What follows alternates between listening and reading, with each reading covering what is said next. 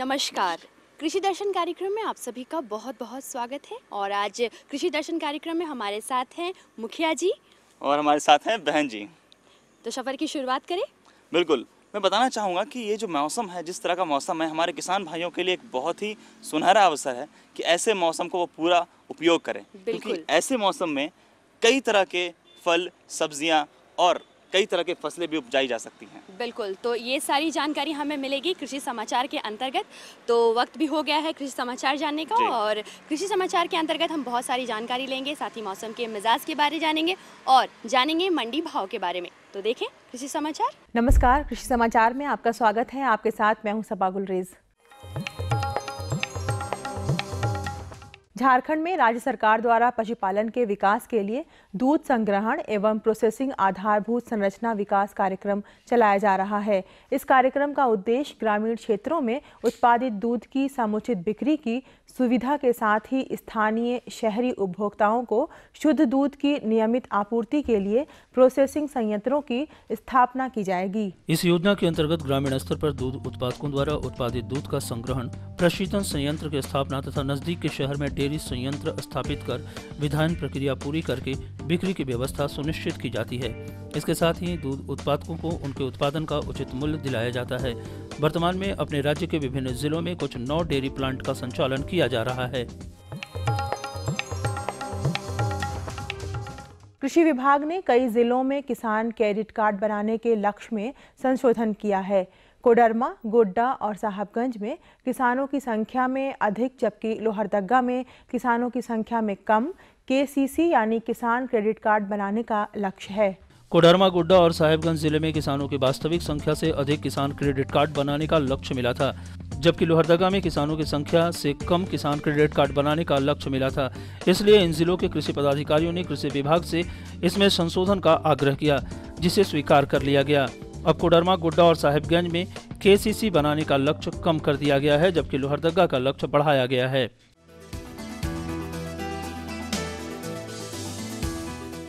शकरकंद की फसल को वीमिल फलीछेदक कीट से बचाने के लिए लत्तर को लगाते समय मोनोक्रोटोफास 2 मिलीलीटर प्रति लीटर पानी की दर से घोल बनाकर उपचारित कर लें। इससे शकरकंद फसल में फलीछेदक कीट का आक्रमण नहीं होगा। शकरकंद फसल में बीमिल फलीछेदक कीट के वयस्क एवं शिशु कीड़े दोनों ही फसल की पत्तियों, कोमल तनों तथा कंदों को खाकर क्षति पहुंचाते हैं। इस कीट के आक्रमण की तीव्रता अधिक हो जाने पर उपज में काफी कमी आ जाती है। इसलिए किसान भाई शकरकंद फसल को बीमिल फलीछेदक कीट से बचाने के पहले से ही एहतियात बरतें और इस कीट के नियंत्रण के लिए लत्तर लगाने के समय ही लत्तर को 2 मिलीलीटर मोनोक्रोटोफॉस प्रति लीटर पानी की दर से घोल बनाकर उपचारित कर लें। किसान बैंगन की खेती से अधिकाधिक उपज पाने के लिए बैंगन की उन्नत प्रभेद Pusa, purple long, Pusa purple round, Pusa purple cluster, Banaras giant, Muktakeshi, Swarna Pratibha, स्वर्ण श्यामली और स्वर्ण मणि लगाएं। इन प्रभेदों की उत्पादन क्षमता 200 से 250 क्विंटल प्रति हेक्टेयर है। बैंगन की मुख्य खेती के साथ साथ किसान आगात और पिछात खेती से भी विशेष लाभ उठा सकते हैं। बैंगन लगाने के लिए प्रति हेक्टेयर 500 से 700 ग्राम बीज की जरूरत होती है। कतार से कतार की दूरी 45 से 50 सेंटीमीटर और पौधे से पौधे के बीच 30 से 45 सेंटीमीटर की दूरी रखें। साथ ही साथ बैंगन के अधिकाधिक पैदावार लेने के लिए बैंगन के उन्नत प्रभेदों का भी चयन करें। Pusa purple long, Pusa purple round, Pusa purple cluster, Muktakeshi, Banaras giant, Swarna Pratima, स्वर्ण श्यामली और स्वर्ण मणि नामक प्रभेद निश्चित रूप से किसानों को बेहतर उपज देने की क्षमता रखता है। किसान अपनी फसलों की सुरक्षा के लिए रासायनिक दवाओं का इस्तेमाल करते हैं, लेकिन इसके इस्तेमाल में उन्हें कई तरह की परेशानियों का सामना करना पड़ता है। डस्टर एक ऐसा उपकरण है जो पाउडर के रूप में मिलने वाले रासायनिक दवाओं के छिड़काव में काफ़ी मददगार साबित हो सकता है। फसलों में लगने वाले कीड़ों के नियंत्रण के लिए जो दवाइयां आती हैं वो दानेदार, तरल और पाउडर तीनों रूप में होते हैं। किसान पाउडर दवा के छिड़काव के लिए रोटरी डस्टर नामक कृषि उपकरण का इस्तेमाल कर सकते हैं। इस उपकरण के एक बक्सानुमा हिस्से में पाउडर दवा डाला जाता है और जब रोटरी को घुमाया जाता है तो उपकरण में बने मुहाने से पाउडर कीटनाशी का भुरकाव होने लगता है। मेहनत सफलता की पूंजी है। मेहनत कभी बेकार नहीं जाती। ईमानदारी, परिश्रम और धैर्य किसान को कामयाबी के शिखर तक ले जाता है। मेहनत का कोई विकल्प नहीं, मेहनत ही सफलता का राज है और खेतीबाड़ी का सारा काम मेहनत के दम पर ही पूरा होता है। ऐसे ही एक दमदार किसान आज हमारे साथ जुड़े हैं, चलिए इनसे मिलते हैं और इन्हीं से जानते हैं कि ये किस तरह से अपने खेतीबाड़ी के काम को सफलतापूर्वक अंजाम देते हैं। अभी अपने खेतों में कौन सी फसल लगाए हुए हैं या लगाने जा रहे हैं और इसके बेहतर उत्पादन के लिए कौन सी जुगत लगा रहे हैं।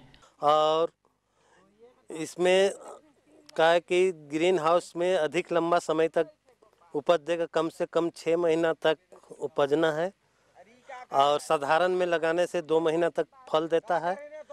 मुनाफा तो इसमें कम से कम उपज आना चाहिए 50,000 से ऊपर का होना चाहिए, आने की इसमें अधिक से अधिक लागत शुरू से आखिरी तक 10,000 रुपया से 15,000 रुपया के बीच में आएगा। और अब एक नज़र राज्य के 3 प्रमुख शहरों के मौसम के मिजाज पर।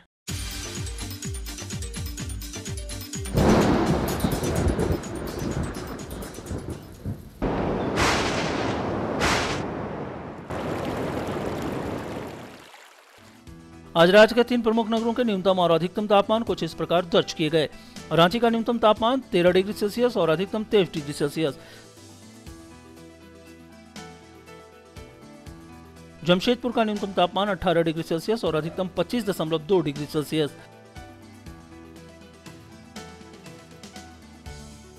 मेदिनीनगर का न्यूनतम तापमान 17.8 डिग्री सेल्सियस और अधिकतम 23 डिग्री सेल्सियस। और अब मंडी भाव में आइए नजर डालते हैं अनाजों के भाव पर।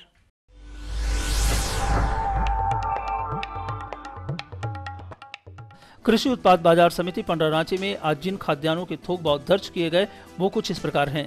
चावल मोटा 1,800 रुपये से 2,000 रुपये, चावल मध्यम 2,100 रुपये से 2,200 रुपये, चावल उत्तम 2,300 रुपये से 2,400 रुपये, गेहूं 1,400 रुपये से 1,500 रुपये, चना 5,000 रुपये से 5,200 रुपये, दाल अरहर 6,500 रुपये से 7,050 रुपये, दाल मसूर 4,300 रुपये से 4,600 रुपये, दाल चना 5,700 रुपये से 6,100 रुपये, सरसों तेल 10,100 रुपये से 10,200 रुपये, चीनी 3,550 रुपये से 3,650 रुपये, आलू 1,200 रुपये से 1,300 रुपये और प्याज 1,450 रुपये से 1,550 रुपये प्रति क्विंटल रहा। कृषि समाचार में आज इतना ही। अगले दिन अगले अंक में फिर मुलाकात होगी कुछ ताज़ा तरीन खबरों के साथ। जब तक के लिए दीजिए इजाज़त। नमस्कार, जोहार। तो देखा आपने कितनी महत्वपूर्ण जानकारियां मिली आप सभी को।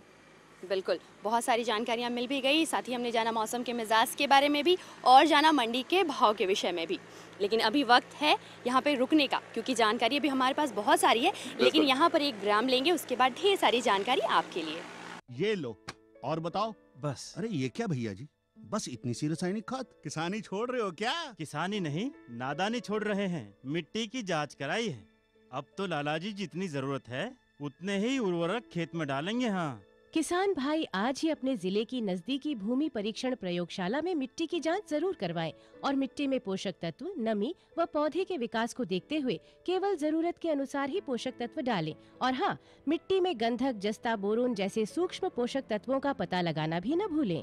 उर्वरक और जैविक खाद के सही उपयोग से भूमि का उपजाऊपन बनाए रखें, उत्पादकता बढ़ाएं, खर्चा घटाएं और बहुमूल्य विदेशी मुद्रा बचाने में भी सहयोग दें। और हाँ, धीमी गति से नाइट्रोजन उपलब्ध कराने वाले उर्वरकों जैसे नीम लेपित यूरिया को प्राथमिकता दें और यूरिया का पत्तों पर छिड़काव करें। अरे वाह, तू तो सचमुच समझदार हो गया रे। अधिक जानकारी के लिए संपर्क करें जिला कृषि अधिकारी या किसान कॉल सेंटर।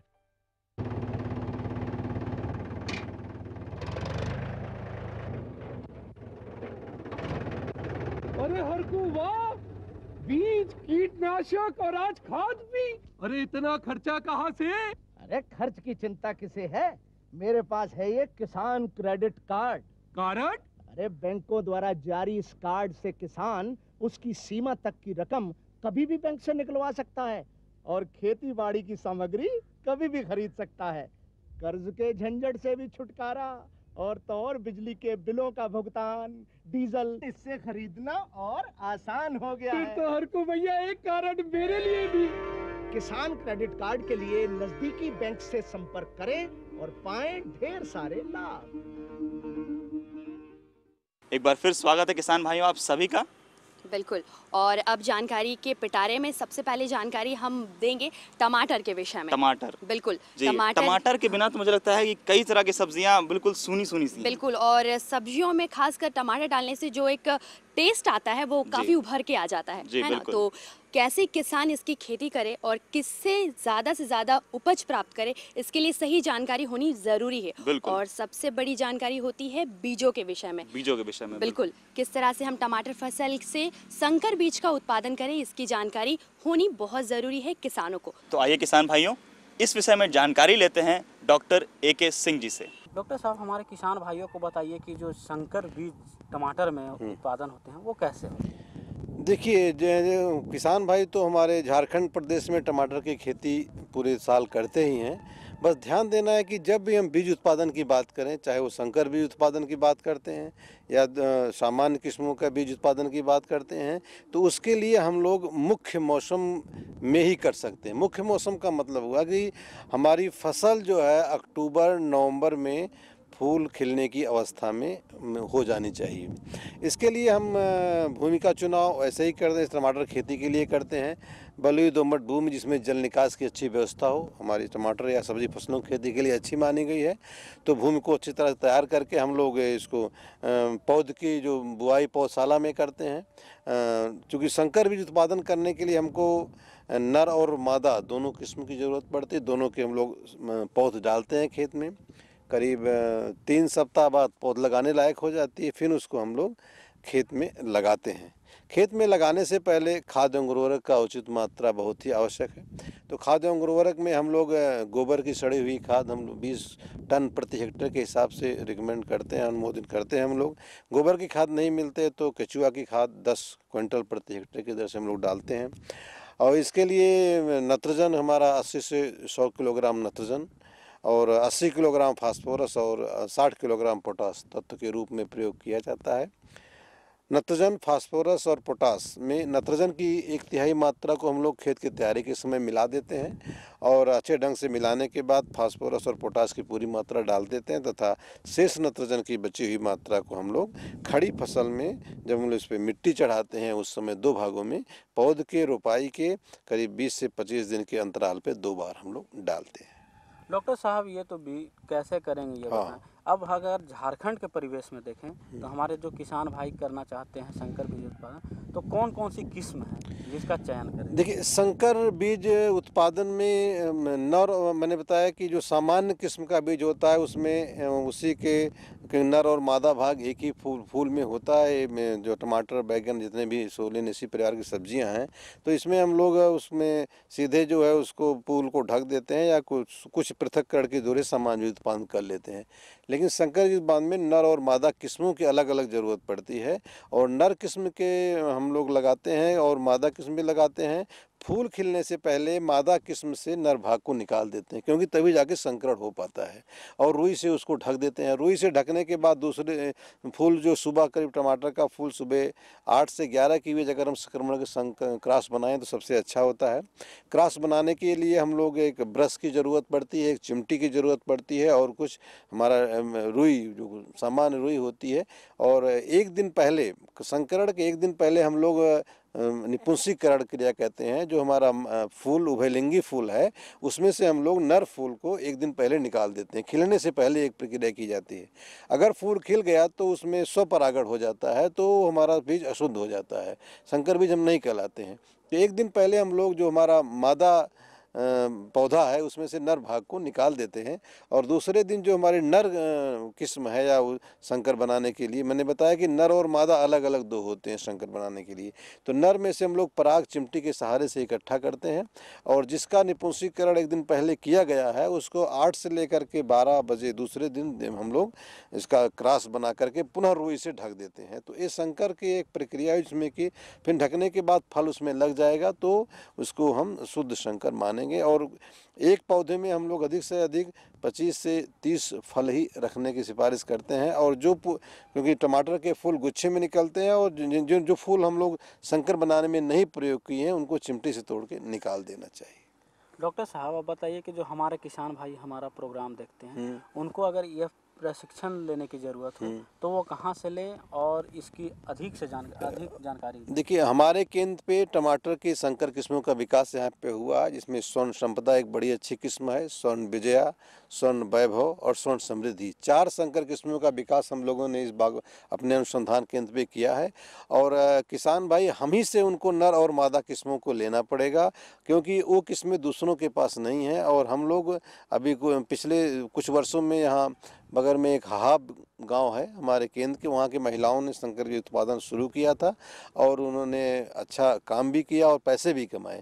तो यहाँ से ही उनको प्रशिक्षण लेना पड़ेगा, हम लोग प्रशिक्षण भी देते हैं और नर मादा किस्मों के बीज को भी लेना पड़ेगा। जो किसान भाई मेरी बात को सुन रहे हैं, अगर वो बीज उत्पादन करना चाहते हैं तो हमारे केंद्र से संपर्क करके तकनीकी ज्ञान भी ले सकते हैं, नर मादा किस्मों को भी ले सकते हैं, उससे वो संकर बीज का उत्पादन कर सकते हैं। ये तो बीजों की बात हो गई। अब जब संकर बीज लगाते हैं तो उसमें कौन कौन से उर्वरक डालेंगे और कितनी मात्रा में डालेंगे कि सामान्य जो हमारा टमाटर का पौधा है और इस पौधा में उत्पादन कितना? देखिए, संकर किस्म के हमने बताया कि 2 अलग अलग योग्य नर मादा किस्मों के संयोग से बनाया जाता है। तो निश्चित रूप से उसमें हमको मान लीजिए हमारे किसी किस्म में बीमारी रोगी क्षमता नहीं है तो हम दूसरे किस्म से क्रॉस करके उसमें बीमारी अवरोधी बनाते हैं और उससे निश्चित रूप से उत्पादन हमारा दुगुना तो हो ही जाता है। और अच्छे ढंग से देखभाल करने की ज़रूरत पड़ती है संकर टमाटर के पौधे को, उसको सहारा देने की आवश्यकता। अगर पूरा उत्पादन हमको लेना है संकर किस्म से तो उसको पौधे को सही समय पे, सही दूरी पे और सहारा देना बहुत ही आवश्यक है। ये तो बात डॉक्टर साहब आपने बताया कि संकरण कैसे करें। अब जो संकरण पौधे हो गए हैं तो उसमें बीज कब निकलेंगे और कितने समय के बाद? मैंने बताया कि संकर बीज उत्पादन के लिए अभी का मौसम एकदम सही है और संकरण के करीब 10 से 15 दिन में फल सेट हो जाए, बढ़ने लगता है। और जब करीब उसको जब फल टमाटर हमारा पूरा लाल रंग का हो जाता है, रोपाई के हमारे 20 से 25 दिन बाद फूल निकलना शुरू हो जाता है और 60 से 65 दिन के बाद वो फल अगर तैयार भी हो जाता है तो हम लोग उसको उस समय जब फल लाल रंग का हो जाता है तब उसको बीज निकालने के लिए चुनाव करते हैं। और बीज निकालने के लिए 2 विधियां हमने भी देखा। एक तो अगर अधिक मात्रा में बीज उत्पादन किसान भाई कर रहे हैं तो फल को काट के 6 से 7 मिलीलीटर प्रति किलोग्राम टमाटर के हिसाब से जो एक हाइड्रोक्लोरिक अम्ल आता है, उसमें अगर मान लीजिए 1 कुंटल हमारा टमाटर है तो उसमें 50 से 60 ml हाइड्रोक्लोरिक अम्ल अगर काट के डाल देंगे तो आधे 1 घंटे में पूरा गूदा बीज अलग हो जाएगा और छान के हम बीज को सुखा लेते हैं। अगर कम क्षेत्र में हम लोग उत्पादन कर रहे हैं तो टमाटर को काट के उसको पानी में रात भर भिगो देते हैं, थोड़ा सड़ जाता है, फर्मेंट हो जाता है, फिर हम लोग हाथ से मसल के बीज को निकाल के छान के सुखा लेते हैं। और एक टमाटर के फल में हम लोगों ने देखा है कि 40 से 45 करीब उसमें बीज निकलते हैं। जब हम संकर से करते हैं तो बीज की संख्या कम हो जाती है। और एक पौधे से हम लोगों ने जो तजर्बा देखा है कि 3 से 4 ग्राम इसमें बीज मिलता है। अगर किसान भाई 1 हेक्टेयर क्षेत्र में संकर बीज का उत्पादन कर रहे हैं तो उनसे 90 से लेके 120 किलोग्राम तक शुद्ध बीज संकर का मिल जाएगा। और इसकी खेती में इतना फ़ायदा है कि अगर हम किसान बाज़ार में कोई भी संकर किस्म का बीज 25 से 30 हज़ार रुपये किलो से कम नहीं है। अगर किसान भाई उत्पादन लागत करीब करीब उनकी 9 से 10 हज़ार रुपये, 8 हज़ार रुपये प्रति किलो आती है और अगर वो दुगने दाम पे भी बेचेंगे तो आप अनुमान लगा सकते हैं कि अगर किसान भाई टमाटर में संकर बीज उत्पादन करें तो कितना आर्थिक लाभ उनको खुशहाली मिलेगी। खुशबू की फुहार में, स्वाद की बहार में, तरक्की की तानों में, खिलती मुस्कानों में, हरे भरे पौधों में, बड़े बड़े सौदों में, मधुर भिनभिनाहट में, खुशियों की आहट में। NHM बागवानी मिशन, हमारी चाहत, आपकी मुस्कुराहट। तो अभी हमने जाना टमाटर के संकर बीज के विषय में, बहुत सारी अच्छी जानकारी हमने ली, लेकिन अभी वक्त हो गया है हमारे सफल किसान से मुलाकात का। सफल किसान के मैं बारे में बताना चाहूँगा कि एक सफल किसान कई तरह की चीज़ों के साथ खुद भी अपनी बहुत मेहनत डालता है अपने हर एक फसल के लिए। और जब हम ऐसे किसान से मिलते हैं तो हमें भी बड़ी प्रेरणा मिलता है। बिल्कुल। तो हम चाहते हैं कि ऐसी प्रेरणा हमारे और किसान भाइयों को भी मिले। तो आज हम मिलेंगे किनसे? अशोक महतो जी से, और जानेंगे कि किस तरह से वो अपनी खेती बाड़ी को प्रोत्साहित करते हैं अपने द्वारा। जी, सबसे पहले हमें ये बताएं, जो जाड़े के मौसम में आलू की खेती जो आप करते हैं, किस तरह से इसकी मिट्टी की तैयारी करते हैं, शुरुआत करते हैं? इसकी पहले जुताई कर ली जाती है, उसके बाद खूब अच्छा से पाटा लगा के समतल कर लिया जाता है। उसके बाद पूरा दर बना के गड्ढा करके रोपाई होता है। उसके बाद इसका जन्मेशन जब होता है उसके बाद बीच बीच में दवा हुआ भी पड़ता है, देना पड़ता है। प्लस कोड़ा उड़ा करने के बाद भी दवा लगता है। दवा से ही सुरक्षित बचाया जा सकता है। और आजकल के नया तकनीक में तो काफ़ी ही लाभ प्रबंधक हुआ है ड्रिप इरिगेशन से। ड्रिप इरिगेशन से पहले के मुताबिक 1.5 गुना ज़्यादा पैदा होता है आलू का। और तैयारी तो पहले तो पुराना विधि से करते थे, अब तो नया विधि से पूरा बेड बना के किया जाता है। और बीच में ड्रिप का पाइप रहता है, दोनों साइड आलू लगता है, उसमें ज़्यादा उपज आता है। पहले तो 1 केजी में 8 केजी लगभग बैठता था, अब 1 केजी में 12 केजी के आसपास बैठ जाता है आलू। इस कार्य के लिए क्या आप अकेले हैं या आपके पूरे परिवार हैं या और? इसके बारे में किसान भाई को बताएं। इस कार्य में तो पूरा परिवार ही लगे होते हैं, काहे कि अकेले में तो संभव नहीं है कोई काम। और इसमें पूरा गांव वासियों भी देख देख के इसी तरह अब करना शुरू कर दिए हैं। आप हमें किसान भाई को ये बताएं, जो इस खेती के लिए कितना समय लगता है, क्या क्या चीज़ लगता है, और हमारे किसान भाई जो अभी आलू की खेती करे इस मौसम में उसे क्या क्या करना चाहिए?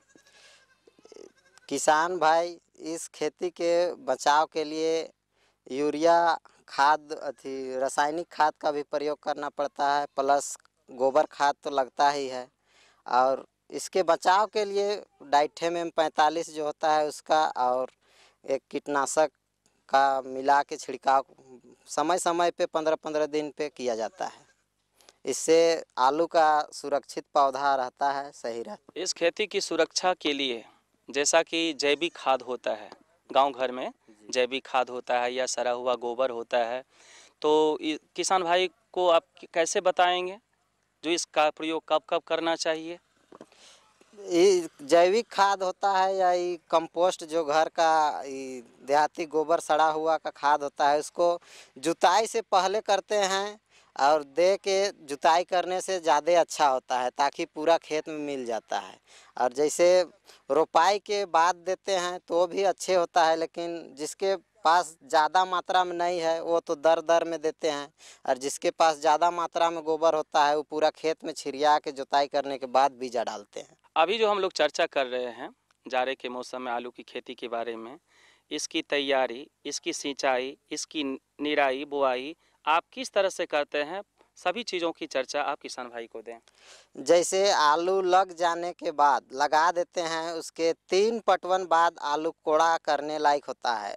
उसमें कोड़ा करके जो घास होता है उसे चुनना पड़ता है, प्लस उसे कोड़ा करके मिट्टी चढ़ाने समय यूरिया का बहुत खास ज़रूरत होता है। यूरिया नहीं देने से आलू का पौधा कमज़ोर हो जाता है, तो यूरिया दे के और मिट्टी चढ़ा देना पड़ता है।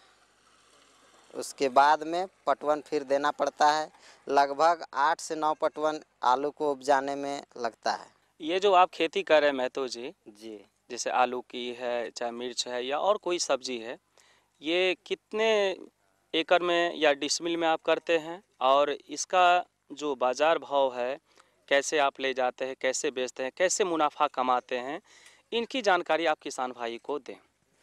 जैसे आलू 1 एकड़ में लगभग 1.5 कुंटल आसपास हो जाता है, और करीबन वही 1 एकड़ में 40 से 50 हज़ार रुपया हो जाता है आमदनी बाज़ार ले जाने में। और बाकी बात तो वही मिर्चा वगैरह सबका खेती करते हैं, ज़्यादातर पे मटर, मिर्चा, फ्रेश बीन। ये तो आलू तो 1 एकड़ में ही अभी लगा हुआ है। आप इसे बाज़ार जो ले जाते हैं तो खुदरा में बेचते हैं या थोक में बेचते हैं, या किस तरह से बाज़ार ले चलते हैं?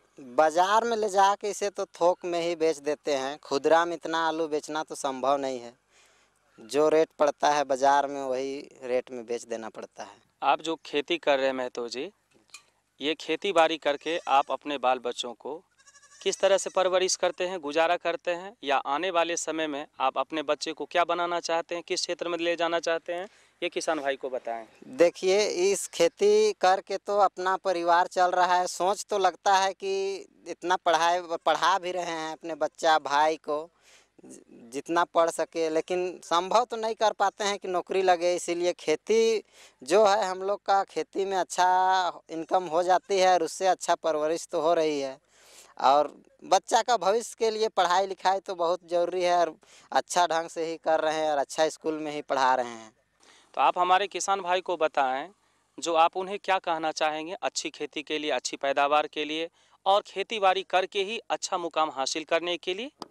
हमारे किसान भाई से ये कहना चाहते हैं कि एक फसल पे निर्भर ना रहे, बाकी बारी बारी से सभी फसल जैसे आलू, मटर, फ्रेश बीन सभी को अपने उचित जितना भूमि है उसी में बंटवारा करके लगाए, ताकि किसान भाई को कोई तरह का तकलीफ परेशानी ना हो। काहे कि बाज़ार में एक ही तरह के फसल लगने से बाज़ार में आमदनी ज़्यादा हो जाने से रेट कम हो जाती है। इसीलिए अलग अलग किस्म की अलग अलग